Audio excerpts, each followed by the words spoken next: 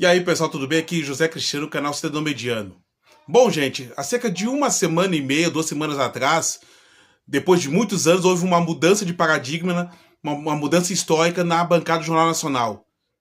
César Tralha assumiu o lugar que foi ocupado por mais de 2 décadas por William Bonner.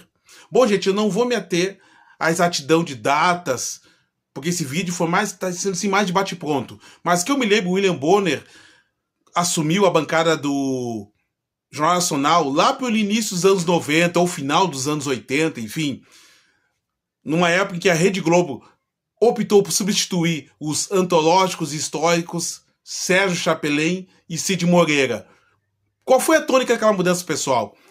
A Rede Globo, ela queria mudar, digamos, o perfil dos profissionais do seu principal jornal, isto é, Sérgio Chapelin, apesar de serem Sérgio Chapelin e Cid Moreira, apesar de serem excelentes apresentadores, de uma oratória invejável, eles eram de uma época em que esse tipo de profissional se limitava mais a ser entre aspas, tá, gente, leitores de manchetes. A Rede Globo queria jornalistas formados, vindos de faculdade, isto é, que pudessem apresentar, mas também editar e chefiar o jornal. Foi nesse esteio que o William Bonner foi assumindo, digamos, espaço nesse telejornal, junto com a Fátima Bernardes. Então os dois começaram a dividir a bancada, se conheceram, todo mundo conhece a história, se apaixonaram, se casaram, né? E durante muito tempo foi o casal 20 do jornalismo brasileiro. O auge disso, dessa admiração mútua que existia entre os dois, foi na Copa de 2002, na Coreia e no Japão, onde a Fátima Bernardes fazia ali a cobertura junto com a delegação da seleção brasileira e, devido ao seu carisma, sua simpatia, ela foi apelidada pelos jogadores na época como a musa da Copa. Quem não se lembra, por causa da diferença de fuso horário, o William Bonner dizendo todo dia, lá pelas 7h30, 8 horas, no Jornal Nacional, dizendo um apaixonado bom dia, Fátima Bernardes, babando literalmente, e ela, com toda aquela simpatia, dava sequência enfim, ao telejornal. Enfim, o tempo passou, os dois casaram, tiveram os trigêmeos, né? E acabaram se separando. E nesse meio tempo, o William Bonner, a Fátima Bernardes saiu, seguiu outro caminho, o William Bonner se consolidou como o âncora do principal jornal da TV aberta do país, o mais tradicional. Enfim, gente, a minha opinião, um profissional como o William Bonner, digamos, quando chega nesse patamar, ele pode se dar o luxo de chegar um tempo da carreira depois que conseguiu prestígio, conseguiu excelência profissional, conseguiu fortuna, de poder desacelerar. Por que eu estou dizendo isso, gente? Eu ouvi muito de diversas pessoas que trabalharam na Globo, de outros canais como SBT, Record, muitos jornalistas de YouTube especularem pelos mais diversos motivos, quais seriam eles, o motivo exato pela saída do William Bonner. Eu ouvi de tudo, que foi pela tal lei Magnitsky, eu ouvi que foi por causa que a Receita Federal estava no pé dele, eu ouvi porque a Rede Globo já estava com vergonha, queria se aliviar devido a digamos, a metade da parte polarizada dos eleitores brasileiros estarem contra ele naquele momento, enfim, ouvi de tudo. Mas na verdade, gente, qual é a minha visão a respeito de tudo?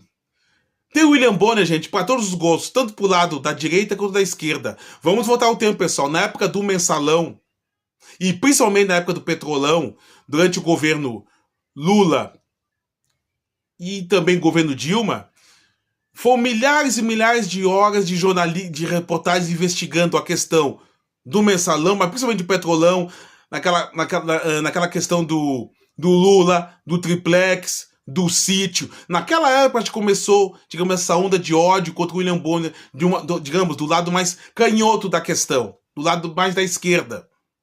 E ultimamente, pessoal, do lado da direita, também com a ascensão do Jair Bolsonaro, o pessoal que desde o primeiro momento que se sentou na cadeira de presidente, fez uma guerra declarada à Rede Globo para sustentar a narrativa que ele era o cavaleiro antissistema, anti-isso, aquele outro. Então, os bolsonaristas apaixonadamente começaram a boicotar e a criticar a Globo, e o William Bonner, como era o principal, digamos, âncora, e foi durante muito tempo editor-chefe do principal jornal do país, ele acaba sendo, digamos, a vidraça. Isso é, a gente não pensa digamos, na mensagem, a gente mata o mensageiro.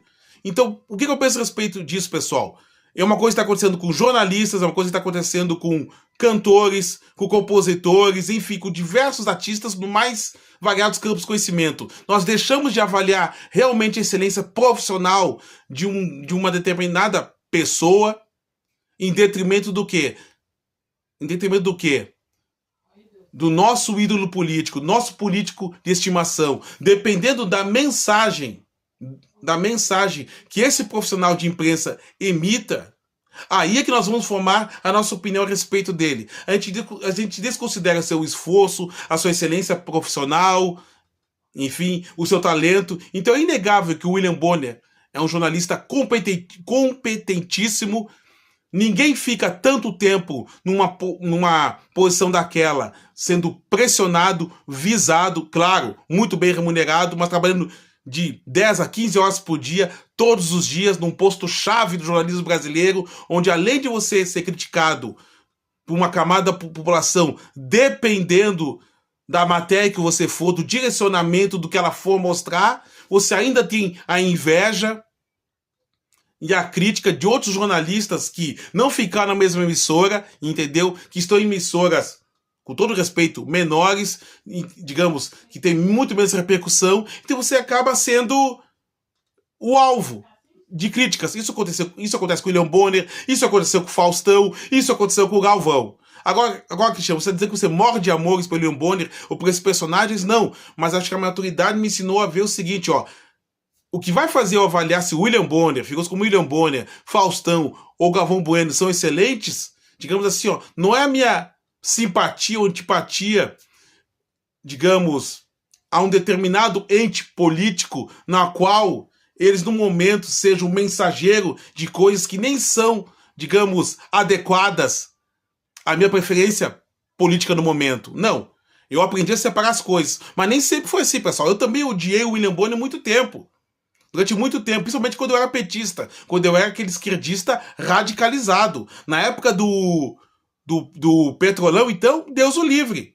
Quando, na verdade, gente, hoje, mais velho, já desfanatizado, não sendo mais petista, não sendo mais fã, não tendo mais político de estimação de lado nenhum, eu penso assim, o William Bonner é um excelente profissional, que seja feliz, entendeu? Agora, claro, tem muitas escorregadelas, tem muita coisa dele que possivelmente eu não vá gostar. O que mais tem por aí é esse colega da Globo que fala que o William Bonner é arrogante, que não olha na cara do porteiro, do pedreiro, enfim.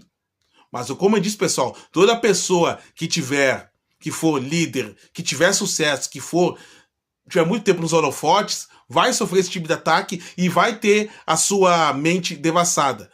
A sua vida devassada. Mas uma coisa eu digo para vocês, pessoal, com certeza o William Bonner ou qualquer outro mensageiro, ele é muito mais limpo e honesto, e eu não estou aqui passando pano, do que os agentes políticos que a gente costuma defender até o fim. Que a gente costuma ter fidelidade canina. E isso é um dos grandes motivos que faz com que a gente esteja no estado de coisas que a gente vive hoje.